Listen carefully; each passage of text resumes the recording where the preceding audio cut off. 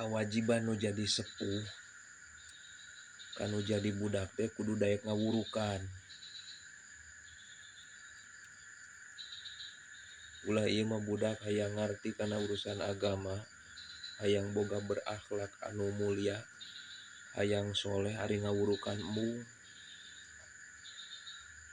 Kasauran Ibrahim An-Nakhai ngadawukeun kieu, muallimus sibyani tastaghfiru lahul malaikatu fis samawati wadawabu fil ardi watuyuru fil hawai wal hitanu fil bihari. Lamun ditingali tina ieu kaul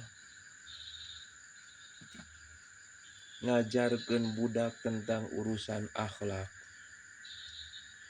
tentang urusan elmuna Allah, supaya budak teh beradab jeung berakhlakul karimah.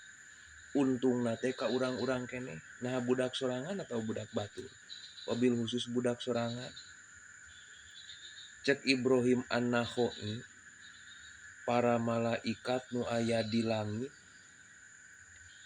jeung sasatoan nu aya di bumi, manuk-manuk nu di awang-awang, lauk-lauk anu aya di cai, kabeh menta hampura keur pikeun jalma anu daek ngajarkeun ka budakna atawa budak batur tentang urusan elmu-elmuna Allah nu matak ngadatangkeun ka eta budak teh daekna kana ibadah.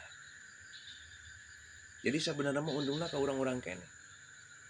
Matak buktikeun kudu jadi kolot, ulah nepi ka hayang tahu beres budak soleh. Da moal aya budak nu soleh, tahu beres moal tanpa aya tirakat menjadi kolotna. Mudah-mudahan budakna sing saroleh. Dina Bustanul Arifin baca di dinya. Sing saroleh budakna sing jadi ahli ilmu, ahli amal. Amin.